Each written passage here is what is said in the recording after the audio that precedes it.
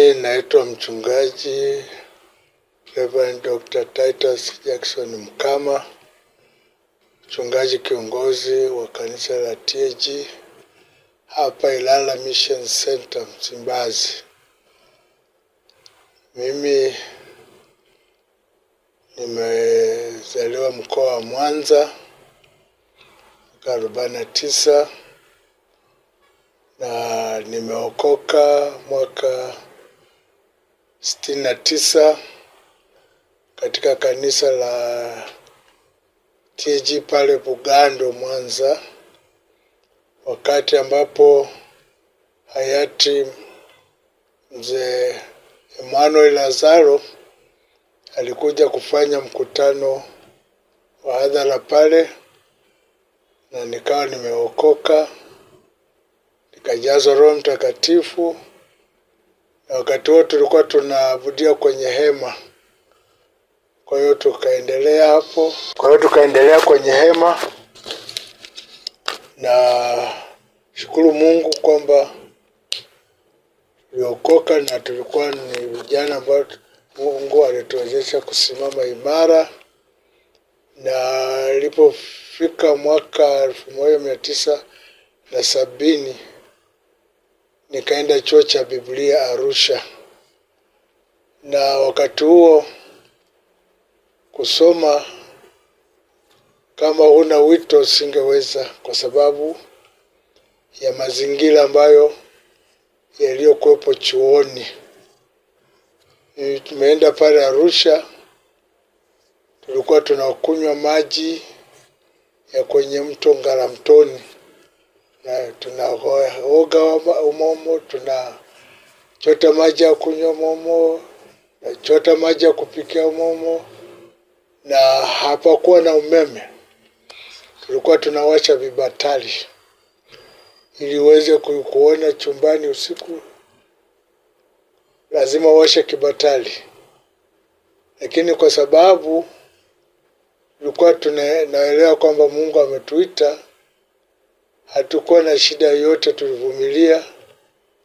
Tumekula ugali na maharage, na pia tulikuwa tunajipikia, hatukuwa na mpishi. Kwa hiyo tulikuwa tunapangwa watu wawili kila siku.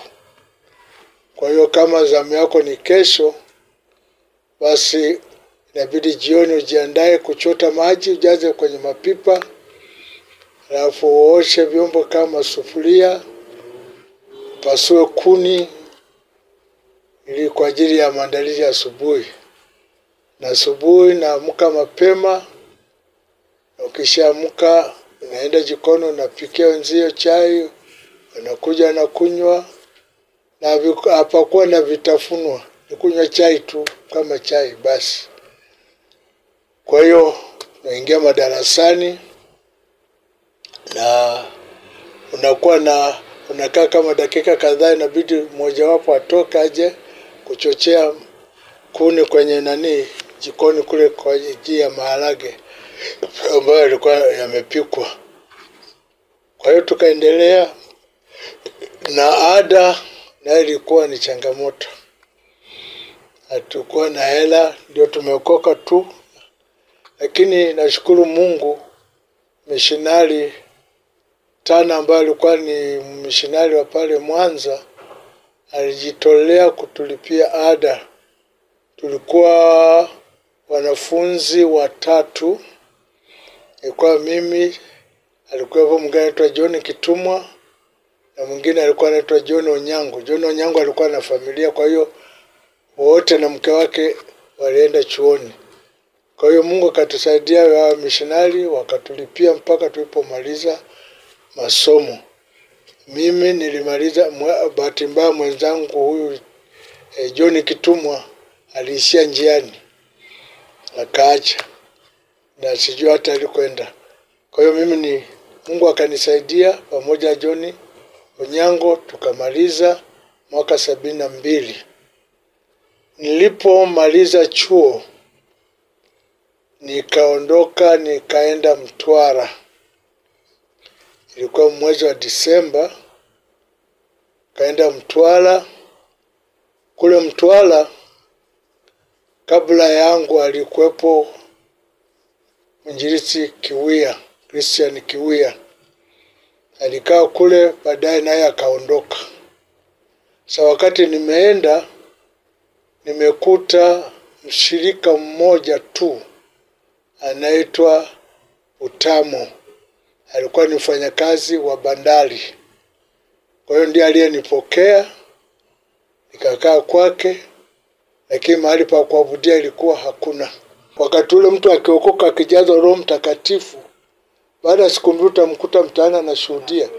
Na hapakuwa kwamba mchungaji katangaza kututia, isipokuwa ile nguvu iliyokuwemo moyoni inakufanya tu ujisikie kwenda kufanya nini, kuwashuhudia watu. Enda masokoni, mtaani, unawashuhudia.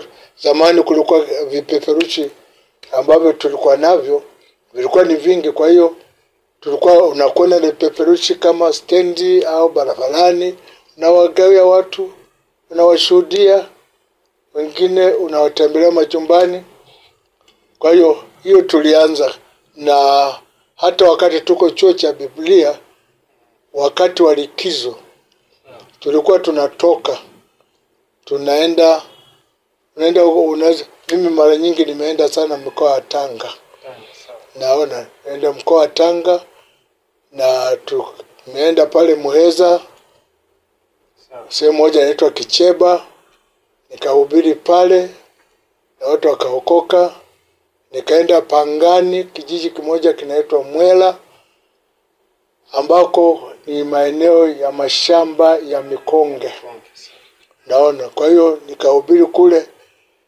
Cha ajabu, siku nilikuwa nimesimama jukwani na hubiri, nikasikia jeshi la mbwa wengi wamekuja kutaka kuvamia madhabahu. Lakini tukakemea, tukasikia mbwa walivyotoweka tujui. Na kule akaokoka mzee mmoja alikuwa anaitwa Silomba. Ndiye tulimkuta kule, alikuwa mlevi, anashona viatu. Tukamshuhudia akaokoka. Na yule baba baada ya kuokoka, yeye alikuwa ni mwenyeji wa Mbozi. Kwa hiyo akaondoka, akarudi kwao kule Mbozi, na akaanza utumishi kumtumikia Mungu. Akafungua kanisa pale Vwawa mjini. Na Mungu akamchukua hapo akaichapa kazi kweli kweli huko vijijini nini, kufungua makanisa. Kwa hiyo yote ilikuwa wakati wa likizo. Na kwa hiyo baada ya kwenda Mtwara, ndio nikakuta nini, huyo mshirika mmoja alikuwa anaitwa Joseph Butamo. Akanipokea, akakaa kwake. Sasa tufanyeje? Mahali pa kuabudia hakuna. Nikaamua kwenda kwenye ofisi ya ardhi. Nikamkuta afisa ardhi pale, nikamweleza shida yetu. Akanichukua, asema kiwanja cha kuabudia kuna eneo. Kwa hiyo akanipeleka eneo moja linaitwa Ndenga na Madi, ambapo zamani ilikuwa ni mapori tu huko. Kwa hiyo akanionyesha kwamba kiwanja ni hapa. Basi karudi, tukajaza fomu na kila kitu, kile kiwanja kikawa tumepewa. Lakini sasa tufanyeje? Nilichofanya, nikaandaa mkutano wa mzee Kulola. Akaja akahubiri hapo siku 5. Nashukuru Mungu, watu waliokoka. Watu maafisa wa serikali pale Mtwara, kina John Milinga, kina Edward Mtupo na wengine. Na hata yule afisa aliyenipeleka kunionyesha kiwanja akaja kuokoka na akawa mshirika wa TAG. Baadaye alikuja kuwa mshirika hapa Ilala. Baadaye alirudi kwa Songea kule. Kwa hiyo watu wakawa wameokoka, kanisa likaanza upya. Sasa mimi baadaye niliondoka, nikarudi Dar es Salaam. Niliporudi Dar es Salaam, kulikuwa na watu ambao walikuwa wanaabudu Temeke. Ilikuwa familia kama 3 alikuwa mzee Sanzu na familia, Ndosi na Mwanyonga.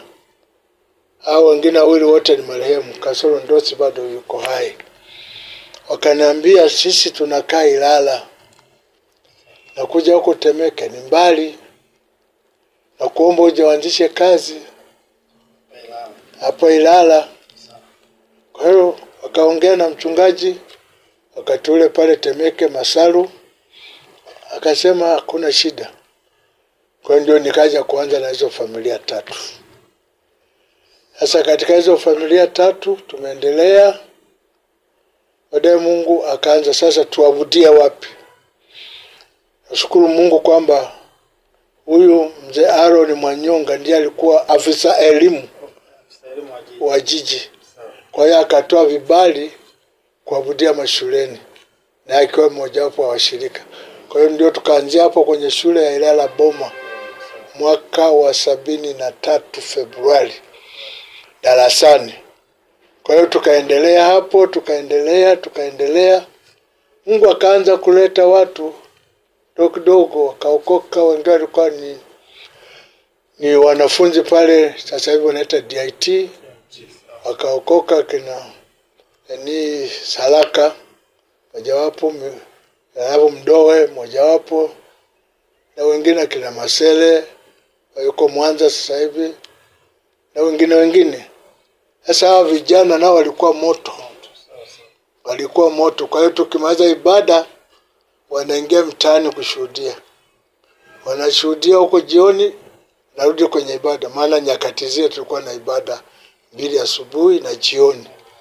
Kwa hiyo wanakuja, tunaendelea na ibada. Kwa hiyo kanisa likaanza kuongezeka, watu wakaanza kuokoka. Wengine walikuwa wafanyakazi wa railway, na wengine walikuwa ni walimu kama ndugu Mbaga ambaye sasa hivi yuko kule Makongo na wengine. Kwa hiyo kanisa likaendelea. Sasa changamoto ikaja kuja kupata kiwanja. Tunazunguka mjini hapa wapi, kila ukigusa eneo, hata ukisema kwa ajili ya kanisa upate. Lakini namshukuru Mungu, wazee mzee Sanzu na Mwanyonga walikuwa na bidii sana. Katika zunguka wakaona pagala moja hapo karibu na Kipleuti, hapo karibu na shule ya Uhuru. Wakaulizia, wakasema ile eneo ni la mzee mmoja maarufu sana, alikuwa anaitwa John Lupia, ambao walisaidia sana wakati wa uhuru. Unaona. Kwa hiyo wakamtafuta, wakampata. Wakaongea naye, yeye akakubali kwamba ile eneo ni la kwake kweli, anaweza utuuzia. Shilingi ngapi? 20,000. Changamoto tunazo, tazipata. Kwa changamoto sasa 20,000. Ukitamka sasa hivi 20,000 mtu atakucheka. Lakini ni ukweli. Sasa lakini wamishonari waliposikia wakasema watatukopesha 20,000, ila watatusaidia kujenga jengo la kanisa. Sisi tuwalipe pole yale mpaka itakapoisha. Kwa hiyo nashukuru Mungu, tukanunua hilo eneo, tukaendelea kuwalipa wamishonari mpaka tulipomaliza deni. Kwa hiyo tukahamia kule kwenye jengo letu kwa mwaka 75, tukahamia kule, tukaendelea na kazi, na katika kuendelea na kazi watu wakaongezeka. Tukasema tuanze sasa kufungua makanisa. Kana maana ufungua makanisa, tukafungua kanisa la Buguruni. Tukamwita Mwakajinga, tukamkabidhi kwamba asimamie hapo. Tukafungua kanisa lingine Tabata, ambapo yuko na Mwenje sasa hivi. Tukafungua kanisa lingine Kimara, alipo mchungaji Ruthi ni mtoto wa Ilala, amekokea Ilala, na kule kulikuwa kunaishi baadhi ya wazee wa kanisa. Sasa kwa ajili ya umbali wakawa ibada za jioni kwa inakuwa ni changamoto. Sasa tukaambia muwe mnaabudia huko. Kwa hiyo wakaendelea hivyo nao wakaanza kushuhudia, watu wakaanza kuokoka. Sasa tukamwambia Ruthi, kwa kuwa kanisa ile imeanza pale na hawa ni wafanyakazi, nenda wasaidiage kuhubiri kwenye ibada. Kwa hiyo ndiye akaenda huko, wakampokea na mpaka leo amekuwa mchungaji pale. Unaona? Alafu tukafungua kanisa lingine huko Kipawa. Alafu tukafungua kanisa la Kigogo. Unaona? Nakumbuka kuna mchungaji mmoja rafiki yangu kwa kule Tanga aliniuliza, wewe unagawa washirika hivi huko ambao tena wana uwezo, wani kwamba mapato kanisani yatapungua? Nikamwambia hiyo sio tatizo. Unaona? Ninachojali watu waokoke. Unaona? Kwa hiyo hayo makanisa akaendelea, tukaanzisha kanisa pale Muhimbili. Na hapo sasa akawa amesimamia huyu Mzee Mwanyonga. Ndiye akawa amesimamia hapo kanisa la Muhimbili. Walikuwa kuna ukumbi mle ndani, wakawa naabudia hapo, na tukaanza makanisa mengine huko Kigamboni. Kigamboni leo ni jimbo, lakini tulioikanyaga Kigamboni ni TAG Ilala. Tulikuwa tunanunua viwanja, tunajenga na makanisa kabisa, makanisa kama 7 kule na Kigamboni, ambayo sasa hivi ni jimbo, limekuwa ni jimbo linajitegemea. Kwa hiyo tukaendelea baadaye kwenda mikoani huko. Tukaenda kuanza kazi kwenye kisiwa cha Ukerewe ambacho kilikuwa ni giza, katika maana ya giza. Kwa hiyo tukaenda huko. Kumbuka tulimtuma, alienda mchungaji Sengenge na mchungaji Yona na kwaya. Wakaenda huko, walipambana na nguvu za giza, lakini Mungu akawasaidia. Sasa hivi nako makanisa ni mengi, na kwenyewe tulikuwa tunanunua viwanja na kujenga, na huko nilikuwa nasimamia mwenyewe. Naona, na kumbuka kuna vijiji fulani viwili, nilikwenda kijiji cha kwanza kamasisha kuchimba msingi, wakaanza kuchimba msingi, tukaanza kuchimba msingi. Ilipofika saa 9 tukaenda kijiji cha pili, tukawakuta washirika wako pale. Tukaambia, jamani, hapa hakuna mchezo, pima jengo la kanisa futi 60 kwa 30. Tukapima, saa hiyo tukaanza kuchimba msingi. Naondoka kule saa 12 jioni, nikarudi huku tulikoanzia, tukakuta wameshamaliza kuchimba msingi, na wale nimewaacha wameshamaliza kuchimba msingi. Kesho yake tukaanza kumwaga zege la msingi. Kwa hiyo mimi na patrol huku na kule, na patrol huku na huko. Unaona? Kwa hiyo tumejenga makanisa mengi. Tukaingia kuna visiwa vya Ukala huko, tukaingia kisiwa kingine kinaitwa Sizu, na kwa hiyo yale pale Ukerewe kama Ukerewe tumejenga makanisa 7. Unaona? Ambayo tumejenga. Kwa hiyo mpaka sasa hivi nalo ni jimbo, lakini waliolikanyaga ni TAG Ilala. Maono ambayo tulikuwa nayo, tumeenda mpaka Rombo. Rombo nako tumefungua makanisa zaidi ya 4 pale Rombo, pale wilayani pale, na vijiji vingine mpaka kule mpakani. Kwa hiyo hiyo ndio shughuli ambayo tulikuwa nayo, lakini ilitegemea mzigo ambao tulikuwa nao moyoni, na kitu ambacho kisaidia ni kutokuwa na ubinafsi.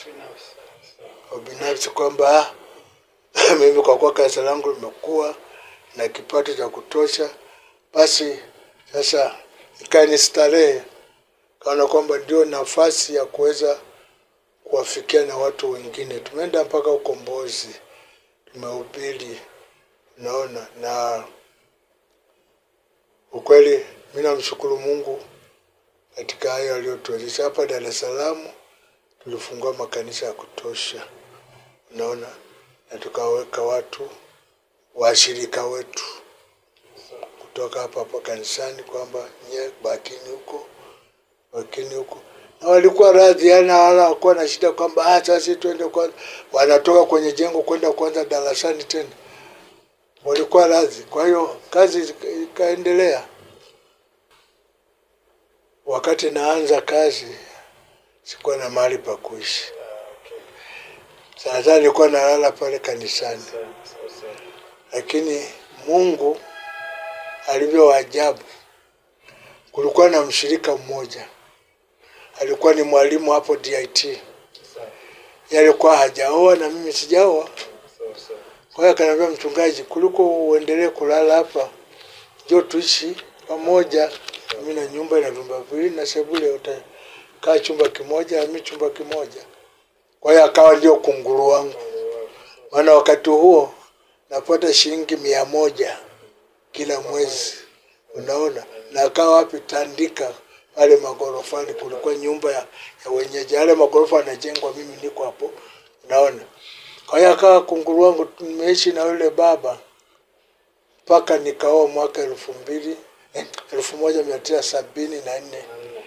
Tukaendelea kuishi wote.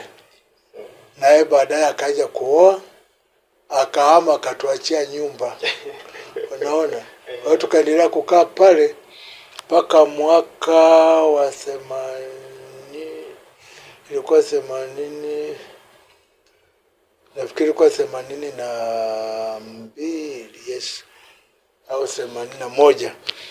Baba mmoja alikuwa mfanyakazi wa serikali, alikuwa amepanga hapo mtaa Nyamwezi, nyumba namba 116.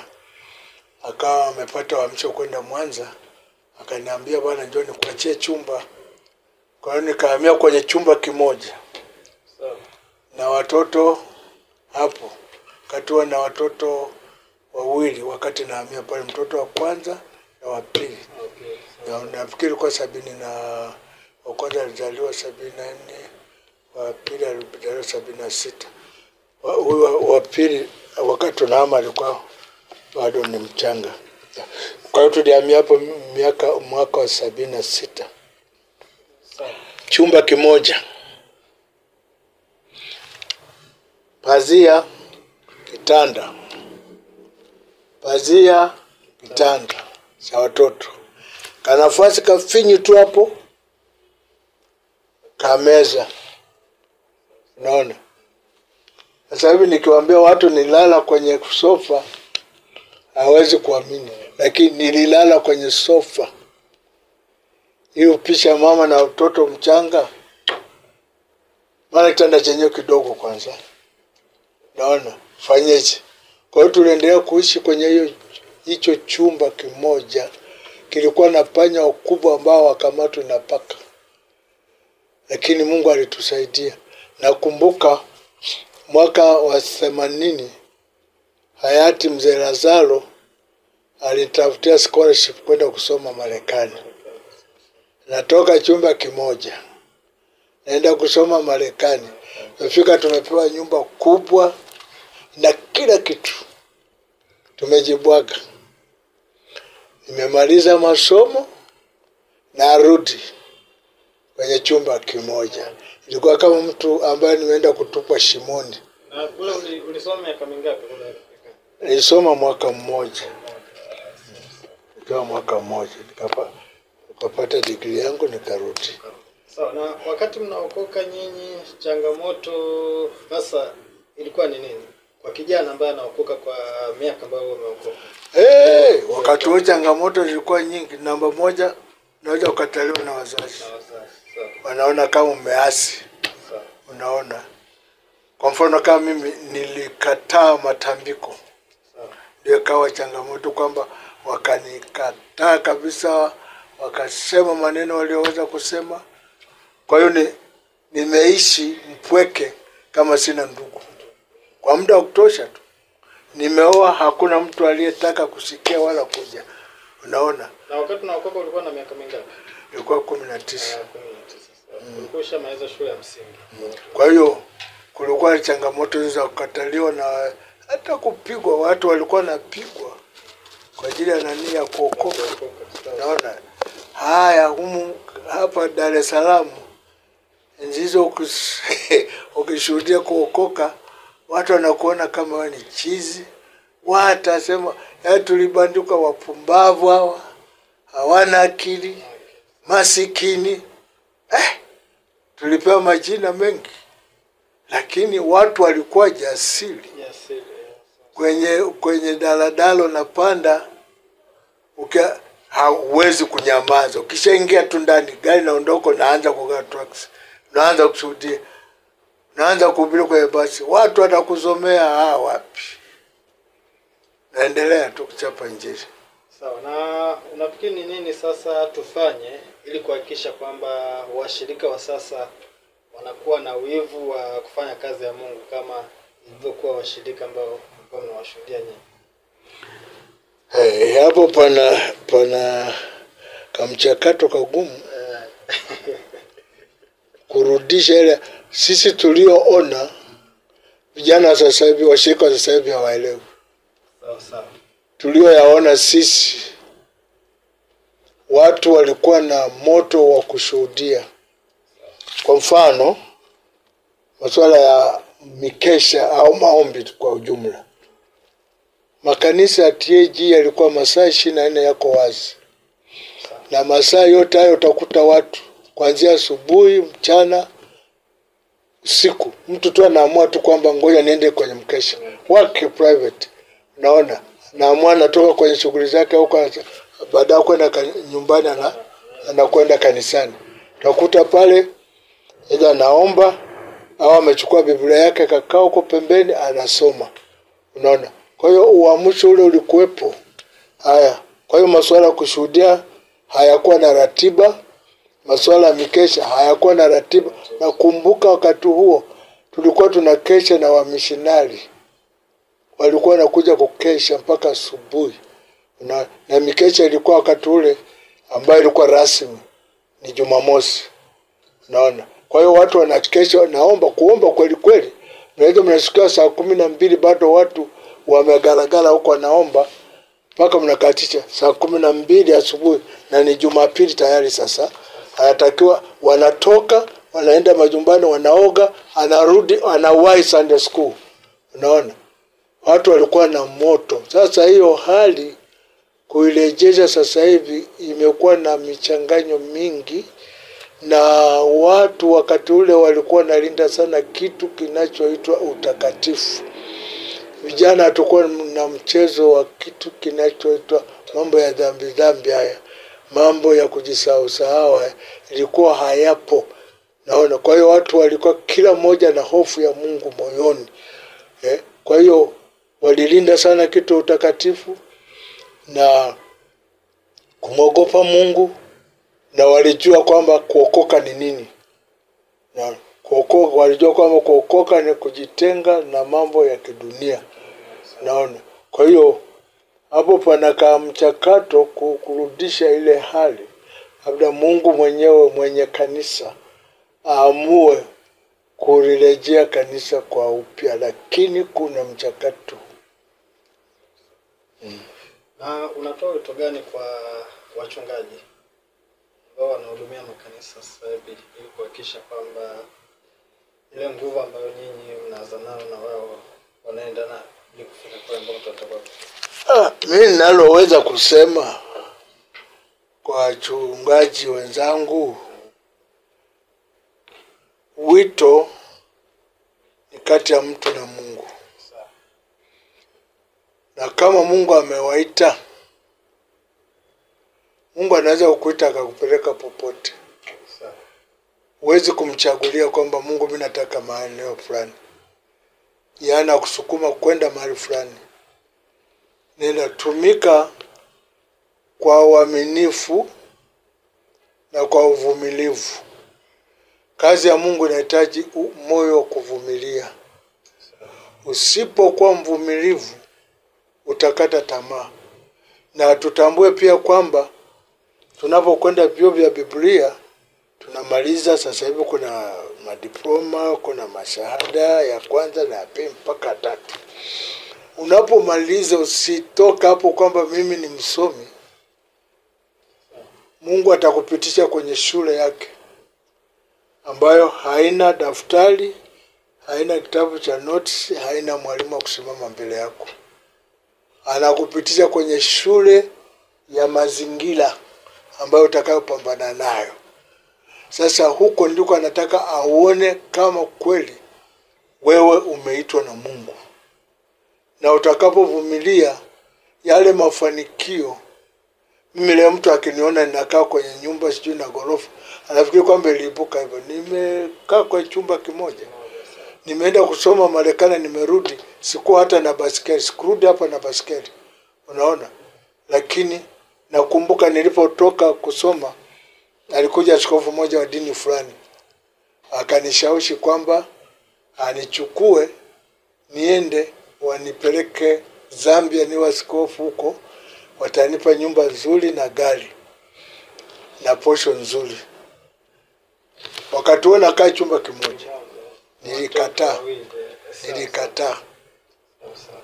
Akaja mwenzangu akamchukua akampeleka. Ni kweli walivyoahidi walifanya. Lakini kafika mahali wale wenye nchi wakasema sasa tumekuwa tunajitegemea, wakamfukuza. Magari yalishia Tunduma. Hana hela ya kuyakumbuka. Kwa hiyo mimi nikaendelea kuvumilia kwa chumba. Baadaye nani Rwakatale alikuwa mshirika wangu wakati huo.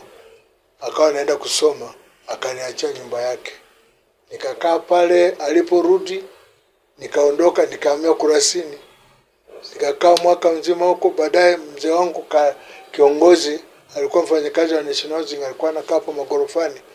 Akaamua akapata kazi Umoja wa Mataifa. Akaniachia ile nyumba ya vyumba 3. Ndio nikaanza kujitanua hapo. Nimekaa hapo miaka ya kutosha. Baadaye Mungu akanisaidia katika miaka 7 nikawa nimejenga nyumba kule Bunju, nikahamia Bunju. Baadaye kanisa likanijengea nyumba ambako naishi sasa hivi huko Toangoma. Unaona, lakini kazi ya Mungu inahitaji uvumilivu. Mimi siwezi kuambia kwamba lazima waishi maisha ambayo tulioishi. Unaona, kwa sababu sisi kama mtu unapewa shamba lakini na msitu. Unaingia pale unaanza kufyeka ile miti. Baadaye unaanza kuchimbua visiki. Baadaye unaanza kulima. Baadaye unapanda mbegu. Ndio kazi tuliyofanya sisi. Sasa mbegu imeota, mazao yamestawi. Lazima wawepo watu wa kula. Ndio wao sasa hivi. Hizo shida tulizopitia sisi hawezi kuzipitia, lakini isiwe ndio sababu ya kwamba ujiingize kwenye utumishi. Lazima pawepo wito. Ukienda namna hiyo utashindwa. Kwa hiyo ni kuvumilia na kuhakikisha kweli Mungu amekuita. Maana sisi tuliyoona ni magumu.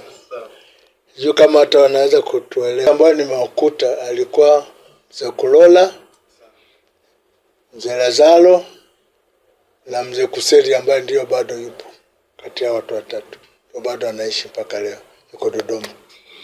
Baadaye alikuja Kiwia. Sasa hawa watu yani hawakuwa na makuu. Walikuwa wanaweza kulala mahali popote. Ndizo una hela ya kumweka mtu guest? Hamna. Kwa hiyo wanalala popote, hata kama nyumba mchungaji ukawatandikia hapo wanalala. Chakula chochote utakacho hapa watakula. Naona sasa zingine walikuwa hawatulii majumbani kwao. Anatoka mkuta, halafu hata hivi vipaza sauti enzizo havikuwepo. Lakini walikuwa na kwenda huko na huko na upili bila kuangalia mazingira.